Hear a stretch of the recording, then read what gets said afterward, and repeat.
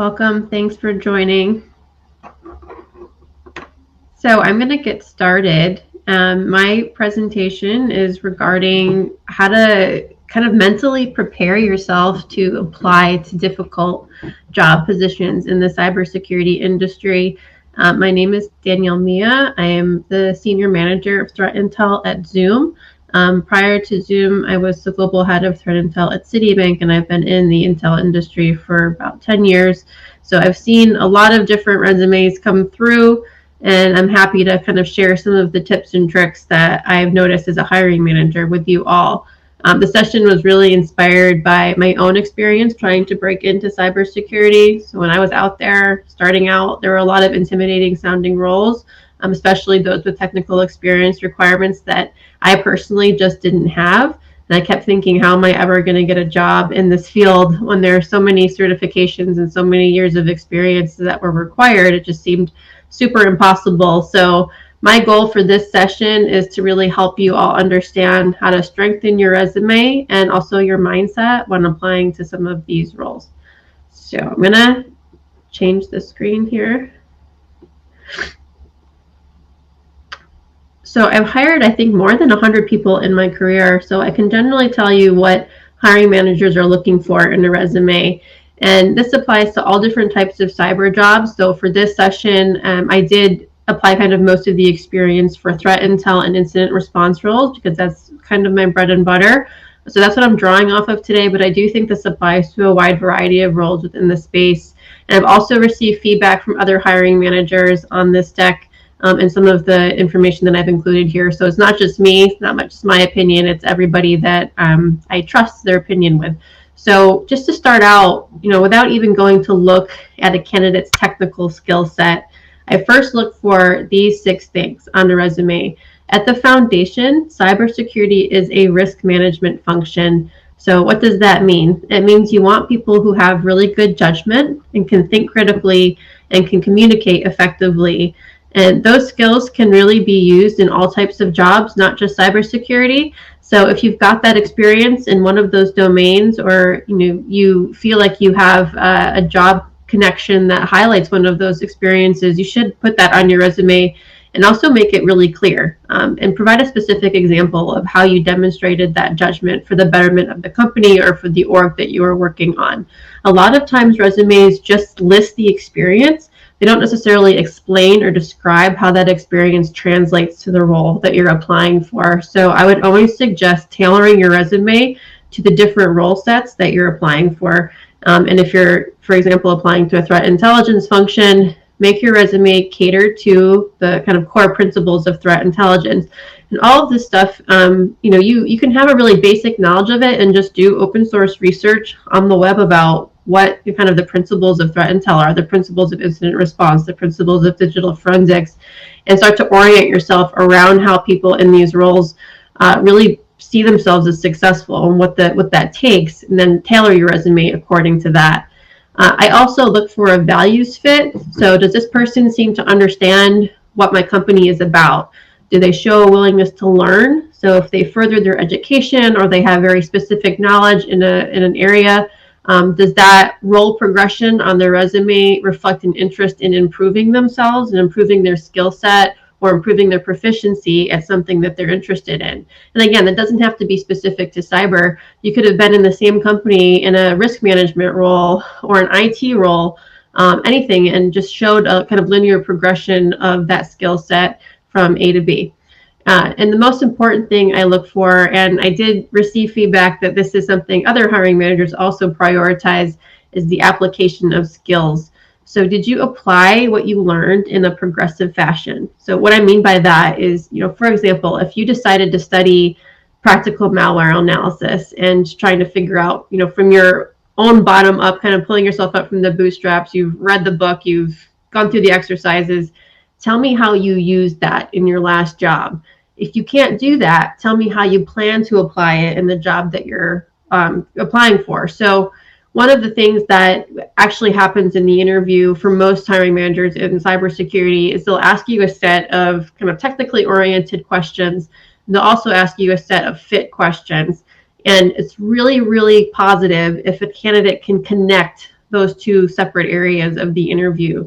But you'll have to have that kind of demonstrated on your resume before you get to that second stage of the interview.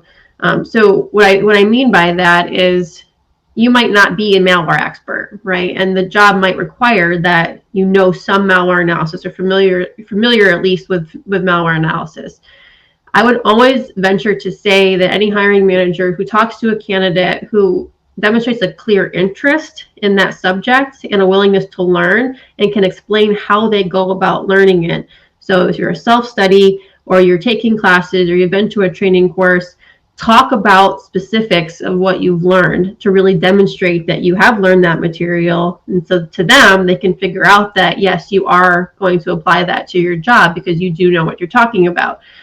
Sometimes the answers can be a little vague. So, I've interviewed people in the past who say, I understand threat intel analysis and I understand the intel lifecycle. And then I'll ask them how they go about describing that in their own words. How do they understand it? And it breaks down. The conversation starts to break down at that point because they can't apply it to specific examples. So every point on your resume should have a corresponding specific example with it to demonstrate how that knowledge applies to the role. Ooh, one step back. All right, so what I did here is I just pulled some specific examples of job descriptions, and I wanted to do this in a way that made sense for both intel and incident response because they are similar roles but two very different skill sets. So a couple things here just to orient yourself. I highlighted words that are meant to draw your attention to what I just discussed. So often in the job descriptions themselves, they'll have these keywords like communication, understanding, demonstrated capability to show that you have that knowledge. And that's literally the last point that I just talked about. And you can build off the prompts in the job descriptions to help tailor your resume towards that role. So you'll see oftentimes in technical skill roles, they will have a variety of job requirements that aren't technical at all. And one of the top most priority things that are often listed in these job requirements is the communication portion of it. So are you an effective communicator? That's so important in cybersecurity because most of the time when you're translating technical concepts to your audience, that audience is not technical themselves. You're talking to the execs, you're talking to C-suite, you're talking to senior managers who have been in the company for a long time but aren't familiar with the day-to-day of cybersecurity. So you really have to translate what you're talking about in layman's terms in a way that actually demonstrates some type of business impact. The other thing, kind of on that point is business needs. So this was, the first line of a job description, and I took this from a major financial that's hiring a threat analyst role. I don't want to say their name here because I don't want to break down that job description kind of publicly, but one of the first things is they need to articulate business needs. It's literally the first bullet in the job requirements. What does that mean? So cybersecurity is not a profit-inducing function, right? Like most of the time, organizations, cybersecurity is overhead for the org. It is there to protect, it's there to defend, to improve the security posture, but it's really difficult to make a cyber argument when you're very aware that you're not contributing to the company's P&L. So oftentimes you need to be able to demonstrate use cases for what you're doing and the skill set that you have. So one great example for threat intel is if you're helping the company mitigate against loss.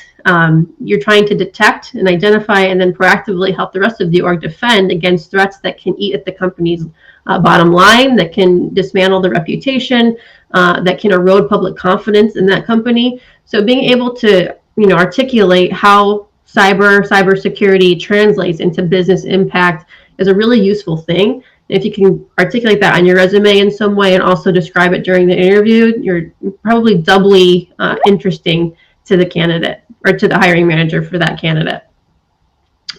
You also see at the bottom of this job description, there's something called programming and scripting, which is really vague. It's a really vague way of saying probably that this individual is going to be working with tools that the internal security tools or threat intel vendors, such as a TIP or a portal threat intelligence platform, to help automate or integrate different data functions into a tool. So that's why when you see threat intel roles, a lot of it, they'll say programming or scripting is a plus, but that means exactly what it is. It's a plus.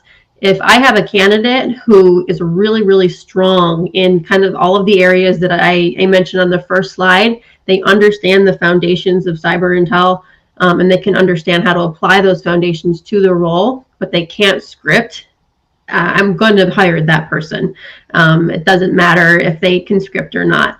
Now, sometimes in the technical roles, it's not a plus. It's not just listed as a plus. It's a requirement. And I'll talk about that in a second. But don't be afraid if you see that technical lingo on a job description and you don't have it. Really, they're looking for the bulk of the requirements that they've listed at the top. And you can kind of tell what's most important and prioritized by what they list first. I'll tell you, one of the things, kind of the secret, is that the hiring manager really wants to understand that you're familiar with the threat landscape, and that applies for all cybersecurity roles. You can't really defend a company unless you're very familiar with what might be attacking it and why and how. And that's kind of the discipline of cyber. Like all the different domains in cyber, they answer that question in a different fashion. So if you can articulate, for example, if you're applying for a large company, say you're applying to Zoom, what does Zoom's cyber risk look like and why? What do you think might attack the company? How do you think that company might be attacked in a successful manner? And describe some of the major threats that exist in the landscape, and that can be nation state actors, it can be criminal actors, but so long as you demonstrate that you really understand one, you don't need to be a subject matter expert in every single thing.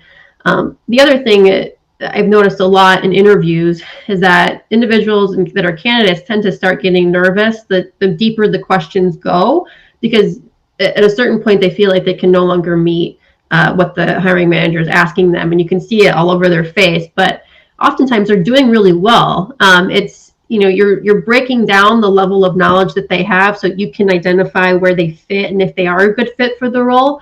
It doesn't mean that because you can't answer a super technical in the weed question that you're not being considered for the role still. Oftentimes it is still the case. And they're just trying to figure out where your knowledge extends to. So don't be put off by that. Usually they'll start with really vague questions and work their way down to a really narrow set of detailed questions. And you can never really prepare for that because they're all different and according to the organization that you're working for, applying for. But usually if you can speak to the core tenets in the job description and have prepared answers to those and knowledge about the company to go along with it, that would be a fantastic start to get you in the door. So for the cyber incident handler description, you'll see this is at a tech company. They're asking for 3 years of experience in incident response. I'll tell you another secret. Managers generally don't stick to that, especially if it's an entry-level position. So they aren't necessarily focused on the length of time in the role. Again, it's the quality of the candidate. Most hiring managers can see through a good candidate, even if their technical skills aren't where they think they'd like to be. And I'll tell you that a lot of managers who are any good in the industry want to bring on people who have the capacity and the demonstrated intent to learn. So even if they see on your resume that you aren't a complete match, 9 out of 10 times, if you've tailored your resume to the job description, you've kind of past the initial phase. HR usually does a screen on the resume just to make sure that it actually is relevant to the role. So that's like gate number 1. And if you've tailored your resume, you're good. The second phase is the hiring manager will review the resume to determine their fit, their perspective on your fit for the role. I've never talked to a hiring manager that sat down and said they must have this number of years of experience. Oftentimes all candidates are considered. That also goes for educational requirements. Sometimes it's a little bit more strict when they're asking for a bachelor's or they're asking for a master's. Though I will say, again, the same principle applies. If you don't have that, either one of those, but you are a quality candidate and you've demonstrated how you apply your skills to the role, most times they are willing to overlook that. Another focus here is on the articulation of security issues. So again, that's a big problem for many security teams, being able to effectively communicate the risks. Oftentimes that communication is overly wordy or overly technically worded. If you have a clean, succinct resume, so cutting it down to like the necessary components, and also if you can provide examples of your writing in a professional sense just to give them a glimpse of how you go about talking and writing about big concepts. That's a huge plus to be able to draw from on the resume. So again, just kind of to recap here, these job descriptions were for junior or mid-level roles. So this really is catered towards people who are trying to start out, get their break in the security industry, or to change their role into a new function from something that they were doing previously. You'll notice that both of these job descriptions are quite vague. A lot of it is just describing that you possess an understanding, you can grow, you have an interest in training, a desire to get better at your job. Why is that so frequently listed here? And I'll tell you, it's because it's really hard to find. A lot of people don't necessarily go to the length on their resume to describe how they've progressed themselves and their skill sets. They will list what they've done, and I'll tell you that's not a great picture of your capability from a holistic standpoint. You have to remember the people on the other side of the resume don't know anything about you. All they have right now is that you are applying for this job and you contain this set of skills and experience. They're left to infer everything from your resume that you can't be there to speak to. So if you don't describe, in an articulate fashion how you went about performing your role, it's really difficult to make that assessment. And also sometimes they infer wrong. I interviewed a candidate who, for a threat intel role, that from their resume, it looked like they had very minimal threat intel experience, but they had articulated on the resume what they felt the intel life cycle was, and how they went about, performing that life cycle within their last job description. And that to me showed that they understood the assignment, but B, I wanted to talk to them more because that nugget of information was really interesting, that they had put this kind of in the middle of a resume that looked like it had nothing to do with threat intel. Come to find out, when I interviewed the candidate, they actually had 6-7 years of intel experience. They just didn't write it that way on the resume. They thought it was inferred from the job listing. So again, just you have to be specific and assume that people don't necessarily know what you're talking about. So on that point, good resumes, talked about this, they demonstrate the skills, they're succinct, don't have a 4 to 5 page resume. Really, it should be 1 or 2 pages max. 1 is usually the best because they're looking through a lot of different candidates, and they're trying to pick out, which ones seem to have the best correlation of skills. They show growth, they're descriptive, and here are 2 that I haven't talked about yet. Clear metrics of success. So when you're able to provide numbers or metrics, percentages, cause and effect on your resume, that really goes a long way for hiring managers. You can say something to the effect of, I produced X number of intel reports, or I worked on X number of incidents that helped mitigate the risk of X, Y, and Z to this company, and this is how I did it. I monitored the logs, I assessed the internal telemetry, I wrote reports on the assessments that we found, and you can paint that really clear picture of what you did. It helps a lot, but also shows that you are effective in your role. Just listing what you do never really gets to the point of how you did the job and you performed it well. The other thing is working with other teams. So cybersecurity, of course, is a technical function for the most part. You work with technology, you work with tools, but at its core, it's a people function like any other job. And one of the most difficult aspects, in my experience, of cybersecurity is getting teams corralled in the right direction and making sure that there's a leadership component amongst different teams. So if you're working in a fusion center, for example, there's going to be 8 or 9 different technical teams all doing different things, but all towards that same mission. I think one of the things that tends to get left out is on the resume is how you related to those other teams. It's usually very singularly focused. This is me and my role, my job. If you can branch out and show, I worked in the fusion center with the forensics teams, a vulnerability management team with the SOC.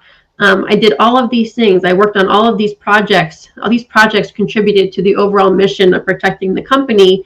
And I worked with these people in those roles. If you can list those roles, director of the SOC, or the lead SOC analyst, the forensic investigator, so that the manager understands what your experience is working with those different functions. And I'll tell you, that's a great segue into the different roles that you might be interested in down the road. The number one thing that has helped propel me in my career is networking through those other positions. So if you're sitting in, you start your job as a vulnerability analyst, and you realize throughout your interactions that you're very interested in digital forensics, for example, but you work with those teams closely, you can articulate on your resume before you apply to a digital forensics role exactly what you did to work with that team from a vulnerability management standpoint. And that's a huge boon to a resume, because it shows that you understand the operation, you understand the role of both teams, and that you get the function of what that team does. So if you can articulate that, that's definitely a positive on your resume. And then lastly, here are some specific examples just to kind of pull out what I'm talking about here. So when I say specific, specificity around what you've done, this is what I'm talking about. So, you produced X number of intel reports for this group of people. That's important. You can be in an intel role and write 1 million reports and no one ever sees it. And that's not going to be, that's not a position that you want to be in. It's also not going to be articulated on your resume. So I would say exactly who you wrote the reports for, because that shows that you understand your audience. And that's huge, especially in an intel role. Metrics of success. So this is a great example of someone that actually didn't have any cybersecurity experience at all, and they applied for a junior role and they got it. Created new, easy to follow on-the-job training, which reduced non-billable hours. So that's a great thing. So you're generating additional revenue for the company, but you created something that helped make the process more efficient, and you help basically train other people to do that job. So that's a all-around winner. Shows growth. So people will often write attends industry conferences on their resume, but list those conferences, list the workshops, list the skills that you've acquired from going to those things. If you've attended a SANS course, did you get the certification? If you want to talk about individual study, like I mentioned, the practical malware analysis example, what did you take away from that? How did you apply that in your last role? And also, what are you looking to do next? That's a good one. People can speak really competently about what they have done in the past, and they usually hone in on one specific topic. But tell us where you want to go. Tell us what you want to be doing, where you want to be focusing, and how you're going to get there to improve your own technical skill set. There's a lot of reliance, I think, on the company that's hiring to provide training, but I'll say that's only 50%, right? The other 50% is you in figuring out how you're going to make yourself better in your own role. It's a very individualized process. And then lastly, working with the other team. So this is a good example of showing how the alerting process in the threat intel function actually helped the SOC and forensics teams triage and escalate incidents faster. So that's a great intel bottom line, is if you can show that you've reduced the downtime for the SOC to read and assess all these different alerts, you've positively impacted another team and the company as well. So that's kind of the bulk of the tips for me. I see we've got a couple of questions, and I'm happy to answer those right now. So let me just screen here really quick, make sure I'm reading it. So if we lack technical skills and we're entry-level candidates, how do we bolster our application to get considered by hiring managers? I come from a non-technical background. I'm looking to pivot into cyber. It's a great question. So I would say what I just listed on this slide, metrics of success in your last role to show how you've had a positive impact on the company or the organization that you're working for. It's also helpful for hiring managers to know what you're interested in doing and that you might lack technical skills, but you've got other skills. So the same skills that are useful in most jobs are useful at cybersecurity, even without the technical standpoint. So operations, if you have experience helping organize or create process improvements, just creating general efficiency, if you've got experience leading teams, if you've worked with a lot of different teams, if you're an excellent communicator, if you understand that, what the business impacts are to a company and you can articulate kind of the financials of that, All of those things are assets to a technical role, because oftentimes, and I'll tell you, this is a constant conversation among hiring managers, is we have candidates who are either in two buckets. They're really technical, but they can't communicate, or they're not technical at all, but they're great communicators. Who do you hire? Honestly, I'm going to be completely honest with you. The communicator is the one that gets hired most of the time, because you can't get by in the industry without being able to articulate what you've done. So again, provide examples of the way that you've been that effective at communication. Going to the next question, is something like a blue team cybersecurity professional with a specific focus on email security sufficient for how you did it? Using regular expressions? Yes. So I think the different roles mean different things to every company. So if you say blue team professional, most people are going to automatically think SOC, and they're going to think like SOC, Splunk notables, and they're going to have a very narrow mindset of what that means, right? So the more specific that you can be with, describing what you've done. So that's a great example. I think that would absolutely be useful for it. I know we're going to run out of time soon. Best way to list self-study at the top of your resume. So there's a section, like if you can create a summary, just to provide an overview of who you are, what you did, how you did it, and what you're looking to do, and how you're growing right at the top. That'll give a really good snapshot of who you are. So I hope this has been helpful. Please reach out to me anytime if you want additional help, questions, comments, concerns. Really appreciate the time. Thanks, guys.